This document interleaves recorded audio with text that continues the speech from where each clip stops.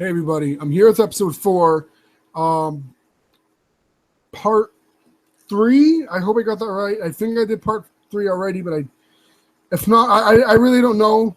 I don't remember exactly what I did last time in terms of what part, but we're gonna do part 4. So most likely, okay, I did part 3. I just didn't put in the title. Okay, I fucked up in the title. Okay, whoopsies. Um, I don't think I put part 3 in last time's title anyway, but leave that out the way. So, really quickly to kind of not recap on this, but if you guys want to watch the other 2 episodes or 3 episodes, whatever it is, of Reddit Read episode 4, part 1, 2, and 3, it's 2 episodes, so 2 videos. Sorry, not episodes. I'm going to say videos. Watch those if you guys want to kind of catch up on what has been read so far, as well as watch the other reads because. Except for the first one, the second one, I'm still waiting for the response for part 4 of I think my sister might be trying to kill, or no, my sister might be trying to kill me. I still haven't gotten part 4 out on Reddit yet, and or not me, they haven't released it yet. So yeah, unfortunately, that's gonna have to be held back on. But I believe this is the last of this part, which if it is, I've already heard it. No, never mind, I lied. It's part 5, so fuck that. This is a very long one, so sit back, relax, and fucking, I don't know, chill, grab a bag of chips, grab some fucking monkeys. I don't know what the fuck you guys are going to do. Sit back, relax, and enjoy. Hey guys, I'm back from my training op, and I have a lot of really interesting stories to share with you. I gotta take some water. Oh no, there's no more. Fuck. I didn't realize I was out of water. Okay, I'm gonna be right back. My apologies, guys. Whoops.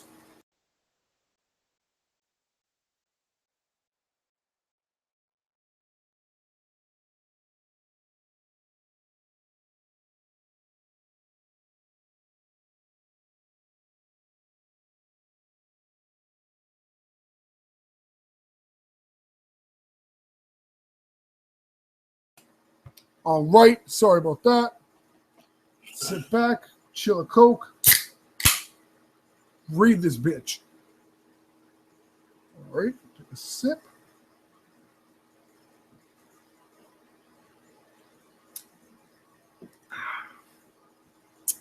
All right. Hey guys, I'm back from my training op, and I have a lot of really interesting stories to share with you. I've got enough that I'm going to break them up into 2 parts, this being the first. I'd love to put them all in one entry, but I just haven't had a chance to write them all down yet. I didn't have anything too crazy happen while I was out there, but we did have one incident with a rookie that I found relevant. Since I'm sure they're, let me turn the lights off because it's super fucking hot in my room. Holy son of a bitch. It is 10, almost 11 o'clock, and I just got home like 10 minutes ago. Fuck. Yeah, anyways. I'd love to put them all in one entry, but I just haven't had the chance to write them all down yet. I didn't have anything too crazy happen while I was out there, but we did have one incident with a rookie that I found relevant. Since I'm sure you guys have been waiting for these, I'll just get right into the stories. I'll assign each batch of stories to the person who told them to me. KD. KD is a vet who has been an SAR officer for about 15 years. She specializes in high elevation mountain rescues and was widely considered one of the best in her field. She was one of the most enthusiastic storytellers. And since we are together a fair amount during exercises, she ended up telling me, sorry guys, I'm going to be right back. Sorry guys, my phone's ringing.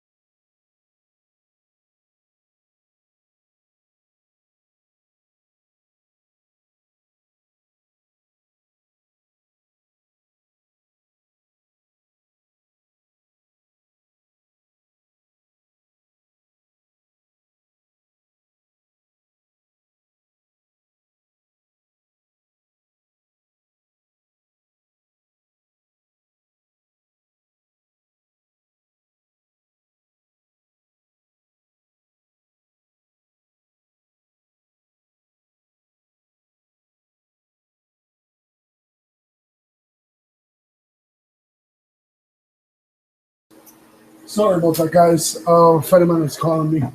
Want to make sure I got home okay. All right. So, as we were saying, or as I was reading, since we're together a fair amount during exercises, she ended up telling me about 4 that really struck me. The first she told me in response to my asking about her most traumatic calls. She shook her head, and told me that really bad calls happen more frequently on the mountain, since the potential for nasty accidents is higher. About 5 years ago, one of the parks she worked at had a string of disappearances. It was a bad year, she said. One of the worst on record as far as the weather went.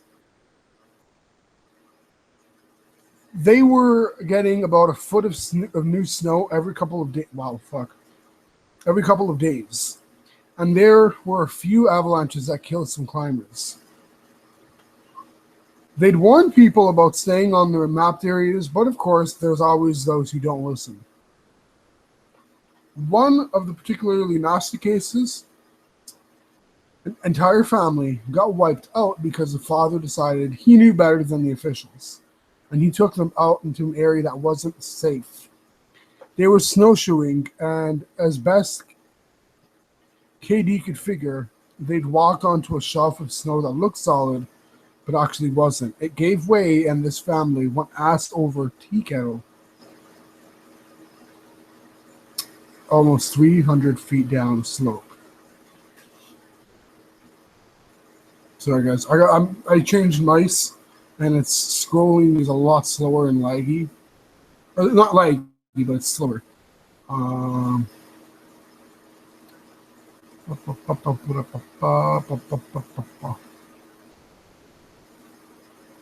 They landed on the rocks at the bottom, and the parents died instantly. One of the kids did as well, but the other 2 survived. One had a broken leg and fractured ribs. The other was almost unharmed, save for the bruising and sprained ankle. The uninjured child left his sibling behind to set out to find help. KD said the kid didn't make it more than half a mile before a storm overtook him. The kid stopped to try and get warm, or maybe just to rest, and ended up freezing to death. Fuck, man. Especially because you're sleeping, that's fucked up. They ended up finding the family with the help of some witnesses who saw them heading out into the wilderness.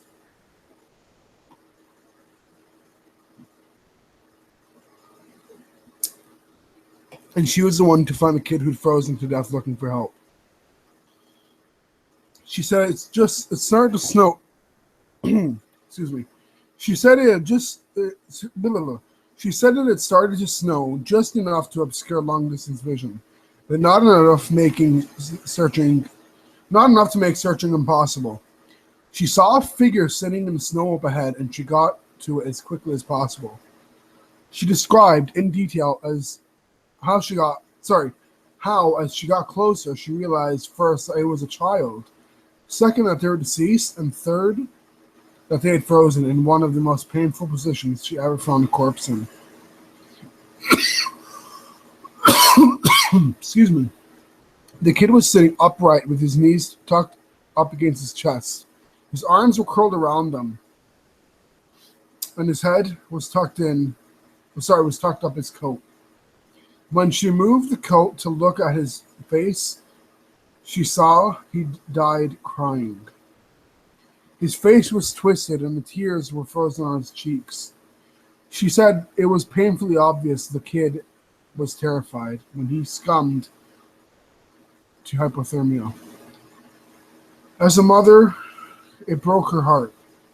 She told me repeatedly that she hopes the father is burning in hell as we speak.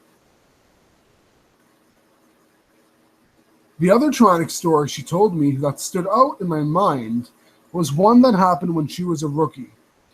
Her team got a report of an experienced climber who hadn't come home the previous day. His wife was convinced that the climber who hadn't come home the previous... Oh, sorry. that something bad had happened because he'd never failed to come home on time. They went out looking for him and had to climb what sounded like some very technical, challenging parts of the mountain. They got to a relatively flat area, and Katie started seeing blood in the snow. She followed the trail, and as she went, she started seeing little bits of tissue. She wasn't sure exactly what body part it had come from, but the farther she followed it, the more there was. She followed this blood and tissue trail to a sheltered area under a cliff face. And she finds a climber. She said there was so much blood, more than she'd ever seen before. He was lying face down, one arm stretched in front of him as if he'd died crawling. She looks closer and sees he'd been partially disemboweled, which is where the tissue she'd seen had come from. The guy has an ice pick tucked in his hip holster, and it's covered in blood, of course. They'll never be sure exactly what happened, but she said the best she can figure is that what went down. The guy had been attempting to climb up the next area, and had been using his ice axe to ascend. He had probably hit a loose patch and had fallen. On the way down, or possibly when he landed, he got impaled by the axe, and it disemboweled him. He dragged himself along. I should say dragged, but he dragged himself along, tearing pieces of himself out as he went. He had died under the cliff face. She isn't terribly bothered by gore, but I guess a few of these other guys who came to help her remove the body threw up when they turned him over, and a good portion of his intestines spilled out. I mentioned to her that I was interested in hearing about any experiences she had with people completely disappearing. Her eyes light up. As she leans in close to me, "Want to hear a real doozy?" she asks. She tells me about how when she first started, there was a case that had gotten a lot of attention in the media. A family had been out berry picking in an area of the forest very close to the entrance of the park. They had two little boys, both under the age of 5. And at some point during the day, one of them vanishes. There's an absolutely massive search. And they find absolutely nothing. It's another of those cases where it's like the kid was never there in the first place. The dogs just sit down and don't pick up anything. No trace of the kid is found. The search goes on for about 2 months, but is eventually called off. Fast forward 6 months later, the family comes back to the place flowers at a memorial that's being set up there for the kid. They bring their other son. Now, while they are placing the flowers, they lose sight of the kid for about 3 seconds. In that span of time, he vanishes into thin air. Now, obviously, the parents are beyond devastated. It's awful enough to lose one child, but to lose 2 is beyond imagining. The search is huge, one of the largest in state history. About 300 volunteers combing every inch of this park, looking for the kid, but again, there's no trace of him. The search goes on for about a week, with people looking miles from the part of the park he vanished from. And then almost 2 weeks later, a volunteer almost 15 miles from the designated search area radios in that he's found the kid. They assume the kid was dead, but the volunteer says he's not only alive, but he's in good shape. KD and her team go out to recover the kid, and when they get there, she can't believe that this kid is in that. She can't believe that this is the kid that's been missing.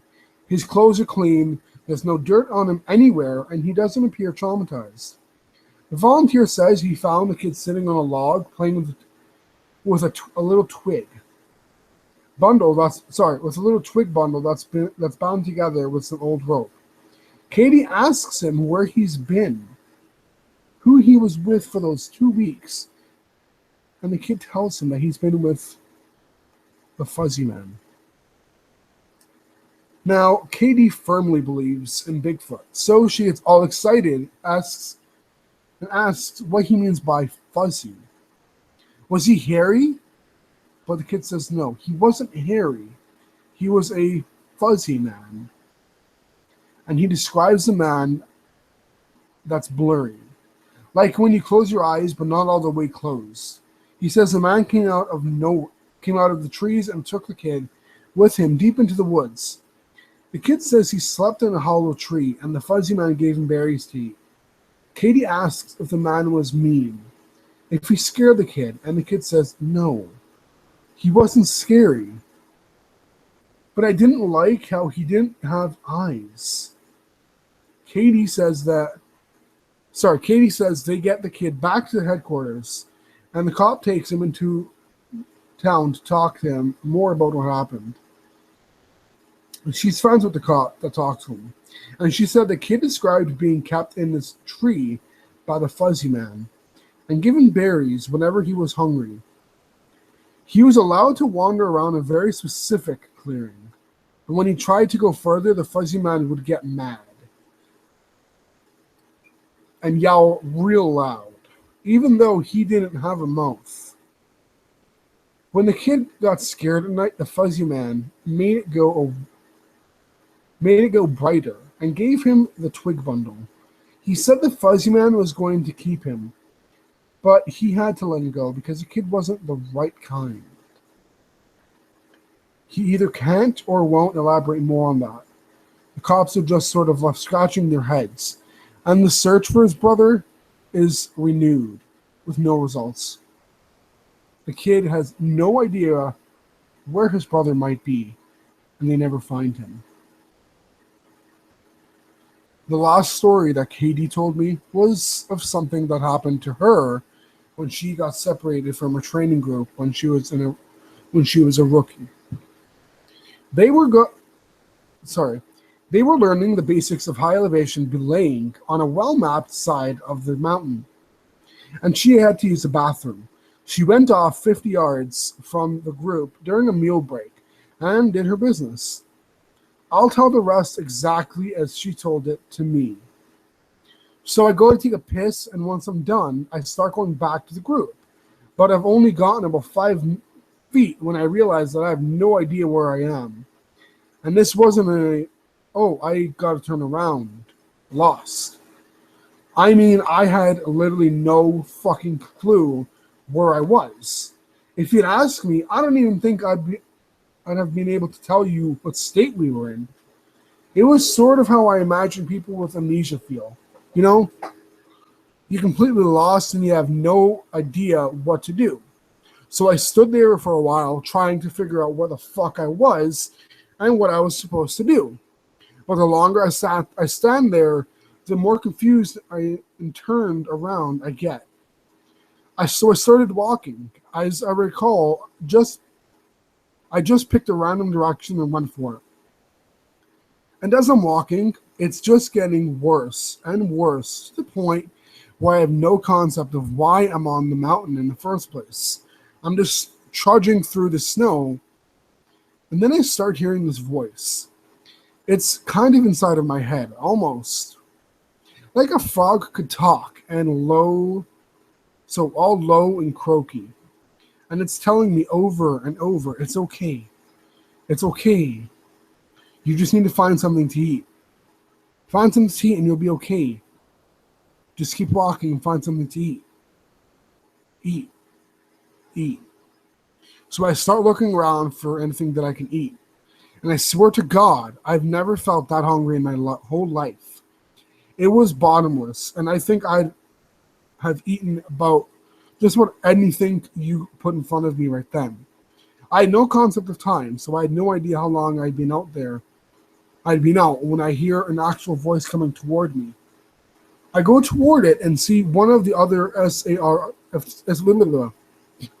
SARs, and he looks fucking terrified. He's running toward me, asking if I'm okay, and what the hell I'm doing out here. And the scary thing was, as he's running towards me, I kind of see myself reaching into my belt for my hunting knife. I'm not even really thinking about what I'm doing, but what I am thinking is that I have to eat. And if I don't eat, I'll never be okay again. So I just have to eat. He sees me doing that and backs off right away. He yells at me to put my knife away and that he's not going to hurt me. And that kind of snaps me back. All of a sudden, I know exactly where I am and I put the knife away. I run to him and ask how long I've been gone, thinking he'll tell me I've been gone for half an hour or an hour or so. But he tells me I've been gone for 2 fucking days. I've gone over 2 peaks and ended up almost on the other side of the fucking mountain. And if I'd kept going, I would have ended up wandering into about 300 miles of wilderness. They'd never have found me. He can't believe I'm not dead. And of course, I don't know what the fuck to think. To me, no time has passed at all. I don't say anything. I just go back with him to the rendezvous point, and I'm taken back to HQ to be airlifted to the hospital. When I get there, they do all kinds of tests and try to figure out what happened. As best as they can guess, I had some kind of weird fatigue state, which is kind of like amnesia, or a really weird seizure that knocked my brain out of whack. But the truth is that we really don't know. It's never happened again, but I'll tell you, ever since then, I never go out there alone. People rag on me for making them come with me when I have to leave the group, but I just tell them that listening to me piss in the snow is better than losing me for 2 fucking days on a freezing mountain.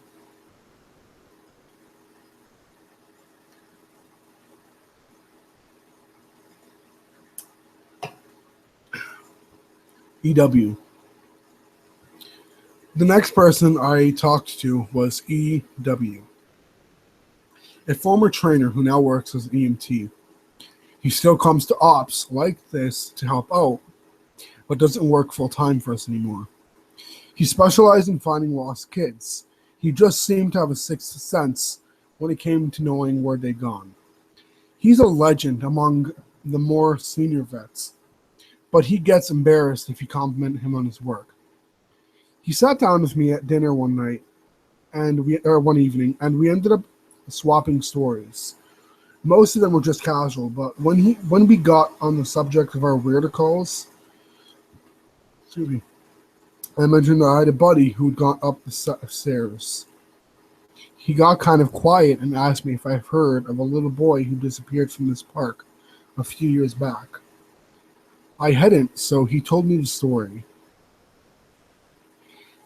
They were out looking for this 11-year-old boy, Joey, who had been missing near a river. Who had gone missing near a river. At first, of course, the first thought was that he'd fallen and drowned. But when they brought the dogs out and led the SAR officers away from the river and up into a very densely forested area. When they brought the dogs out, they led the SAR officers away from the river and up into a very densely forested area. When we do searches for people, we search in a grid pattern, and we search every box of the grid.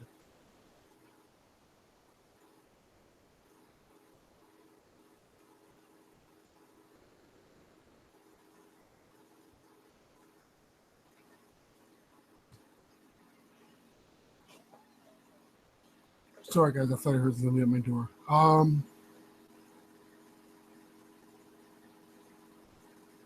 They were out looking for this. Where was I?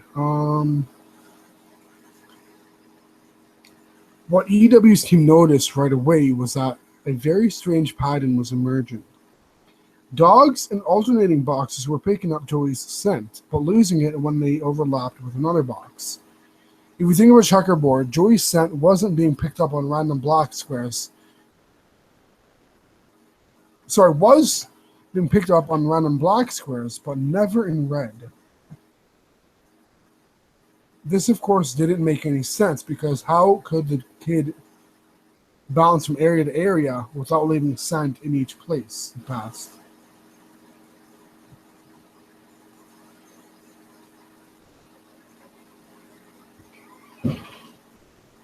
Oops, what are you doing? Sorry, let me be right back. I think somebody is at my door.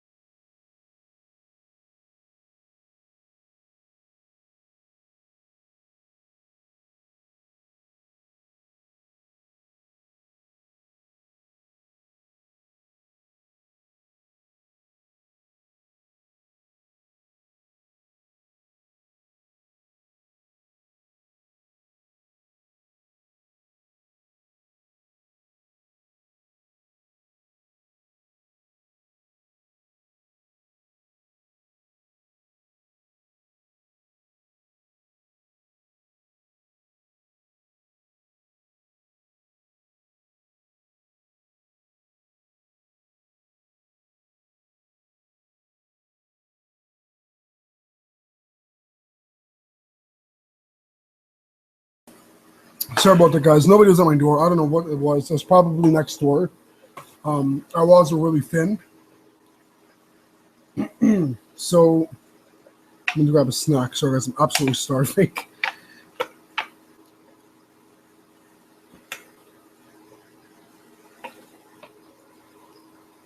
Hello.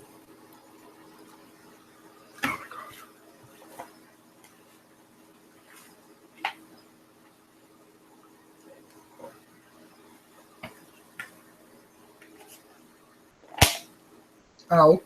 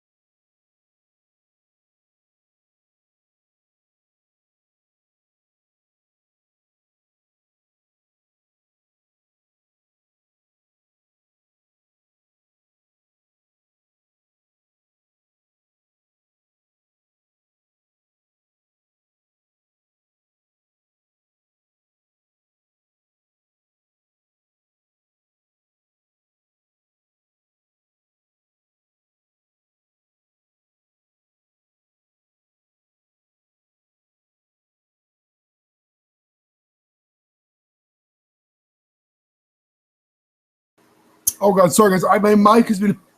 Oh my God, I accidentally forgot to unmute my mic. I went to go take a bite of what I made, and I accidentally forgot to unmute my mic. Or I thought I did, and I didn't. Sorry about that. I was talking. And every so often I go and quickly check up on the stream. Excuse me. See how it's running, and I see my mic is muted. So where was I before? I think I've started up. If you think of a checkerboard, Joey's scent was being picked up in random black squares, but never in red. This, of course, didn't make any sense, because how could the kid bounce from area to area without leaving a scent in each place he passed?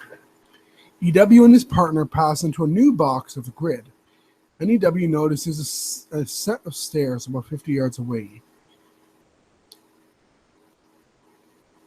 He tells his partner they need to go check near it, but his partner flat out refuses.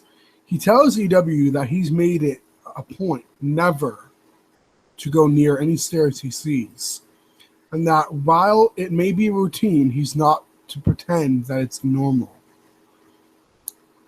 He tells EW that he'll wait in sight while EW checks. EW says that he was irritated, but he felt for the guy and didn't push him on the subject. Quote, I walked over to the stairs. They were small, kind of like stairs into a basement. I don't really feel strongly one way or the other about them. The stairs, I mean. So I wasn't scared or anything. I guess I'm like everyone else. I just prefer to not think of them too much. Anyway, I went over and I could see that there was something lying on the bottom step, sort of curled up. My hair sinks, because of course you always hope for the best, and we were confident that we'd find this kid alive, because he'd only been missing for a few hours. Excuse me. But I knew right away that it was him, and that he was dead.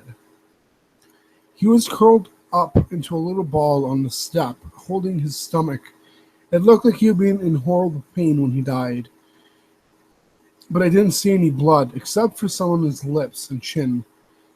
I radioed in that I'd found him, and we got his body back to the command. That poor family, they were devastated. The parents couldn't understand how he'd been dead, because he'd only been gone for such a short amount of time.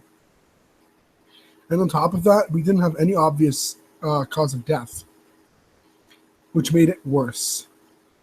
I figured he'd probably eaten something poisonous since he was holding his stomach when I found him, but didn't want to guess. It's hard enough to hear that your kid is dead, let alone have some stupid SVR guy guessing about what happened. They took him away, and I went home and tried to not think about it. I hate finding dead kids, man. I love this job, but it's one of the reasons I left. I've got 2 daughters, and the thought of losing them that way, he choked up a little there. I'm not great with emotional stuff like that. And it's always sort of awkward to see a grown man cry, so I didn't really know what to do. He pulled himself together, eventually. And though he kept going on, we don't always hear back from the coroners about the cause of death. It's not really our job to know, I guess. And sometimes if they think it's foul play, they won't tell us because of legal bullshit. But I've got a friend who works for the sheriff's department, and he'll usually pass along any interesting info if I ask. In this case, though,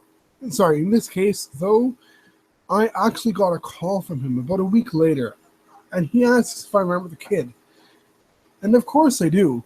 And he says some seriously weird shit is going on. He tells me, EW, man, you're going to think I'm crazy. But the coroner has no idea what happened to this kid. He's never seen anything like it. My friend goes on to tell me that when the coroner opened the kid up, He couldn't believe what he was seeing. The kid's organs were like Swiss cheese. Swiss cheese. Quarter-sized holes were punched clean through just about every single organ this kid had. Aside from his heart and lungs, but his colon, his stomach, his kidneys, and even one of his testicles were full of these clean holes. My friend said that the coroner described it as if someone had taken a hole punch and punched holes out of everything. They were so neat. But the kid didn't have a scratch on him, no entry or exit wounds. The closest anyone there ever had seen, like it was a guy who'd filled himself with a bucket full of buckshot a year or so back while cleaning his rifle. No one had a clue what could possibly have caused it. My friend asked me if I'd ever heard of anything like it, or if we'd had similar cases in the past, but I'd never even heard of something like that. And I told him I wasn't going to be of any help to him. And as far as I know, the coroner determined the cause of death as something like massive internal wounds alone. Massive internal bleeding. But no one knows what really happened. I've never been able to forget that kid. I have nightmares about it sometimes. I don't let my kids go into the woods alone. And when we go together, I never let them out of my sight. I used to love it out there, but that case and a couple others just sort of ruined it for me.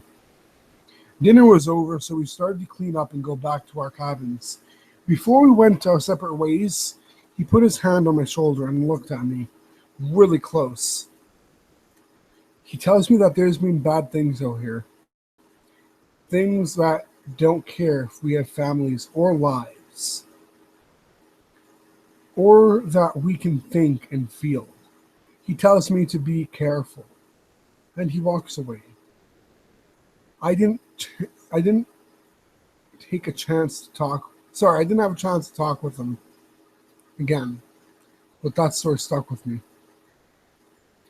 PB.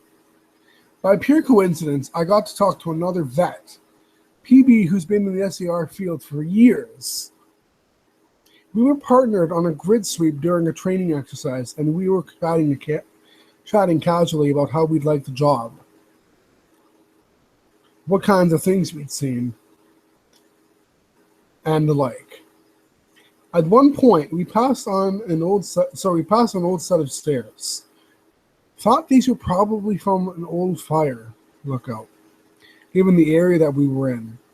I sort of casually mentioned that I was curious about the stairs, and that I wish I knew more about them. He got kind of quiet and looked like he wanted to tell me something, but wasn't sure if he should. Finally, he told me to turn my radio off. Obviously, this is something we are never, ever supposed to do, but I did it, and he did the same. About 7 years ago, he tells me he was on a call with a rookie. They were in an area of the park that had a lot of strange reports and events. Disappearances, story about lights in the forest, odd noises, things like that. The rookie was totally spooked. Kept going on and on about things out in the woods. According to PB, the guy wouldn't stop talking about the goat man. Just on and on. Goat man this and goat man that. Finally, I told him that there was plenty else to be afraid of out there, and that was very real. And that he'd better get over this thing with the goat man. The rookie wanted to know what kinds of things I was talking about, and I just told him to shut up and walk. We crested a little ridge, and there was a staircase about 10 yards ahead. The rookie stops, dead in his tracks, and just stands there looking at them. I tell him, see? That's something you should be afraid of. The rookie asks me what the fuck these are. What the fuck these are doing out here. And for some reason, I just open up and tell him the truth. Or what I've been told is the truth. I could have gotten in a lot of trouble for doing what I did, and I could get in a lot of trouble for repeating it to you. But you're still a nice kid, and I want you to stop looking into this. Quit while you're ahead. Quit while you're ahead. So I'll tell you what I know. Under the condition that you never breathe a word of this to the soups. Soupies. Sorry, guys. Soups. I told him I wouldn't say a word. And he double checks that our radios are off. When I first started out there, we were a little less tight-lipped about where even what? Sorry, about them and other things that happen out here.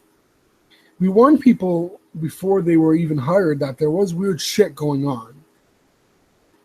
I guess the Forest Service was tired of having such a massive turnover rate, and they wanted people to know what they were getting into.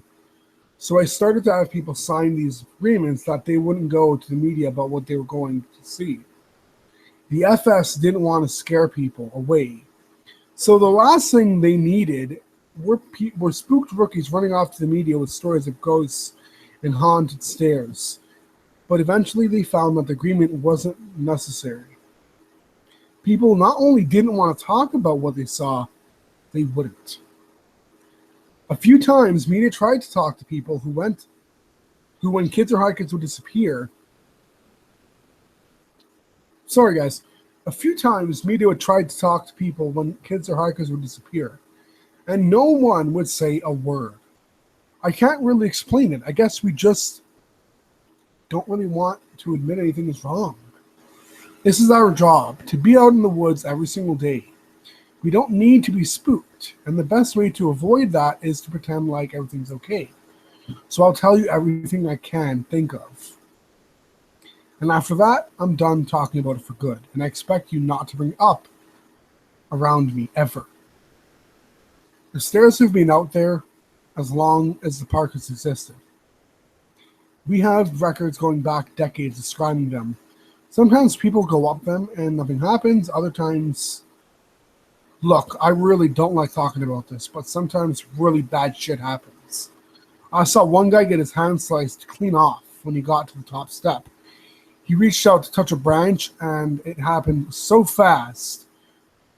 1 second his hand was there, and the next it was gone. Completely clean wound. We didn't find his hand, and the guy almost died. Another time, a woman touched one of the stairs, and a blood vessel in her brain exploded. Literally exploded like a water balloon. She sort of stumbled down and came over to me, and all she got out was, "I think something's wrong with me." She dropped like a sack of flour, dead before she hit the ground. I'll never forget the way the blood leaked into the side of her eye. Before she died, I watched it turn red. I watched it happen, and there wasn't a single thing I could do to help. We warn people not to go anywhere near them, but there's always at least one idiot who does. And even if nothing happens to them, something bad always happens. Kids go missing as we're on the trail. Someone dies the next day, cut in half in a completely safe part of the park. I don't know why, but something bad always happens. I don't know exactly why they're out there, but it doesn't matter. They're there. And if we were smart, we'd tell our new officers exactly what they're capable of. We were both quiet for a little while. I was afraid to talk because I wasn't sure if he was done. He looked like he wanted to say something else. Finally, he spoke up again. "Have you ever noticed how you can't find those same ones twice?" I nodded, expecting him to continue. But he just stayed quiet, walking alongside me, and eventually he started a story about the biggest deer he'd ever seen in the park. I didn't bring up the subject again, and I didn't press him for any more stories. He dropped out of the next day. Apparently, he left before the sun came up. He said he was sick. None of us have heard from him since he left. I'm going to stop here for the time being. I'll try and post the next part in coming days, but with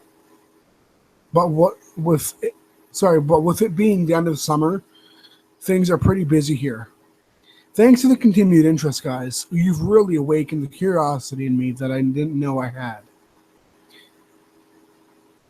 All right, guys, so that's going to be it for this. Thank you so much for listening. Rate, subscribe, and comment. Share this with your friends, families, coworkers, pets, teachers, students, if you're a teacher, relatives, whoever you want. Until next time, guys, stay spooky and peace out.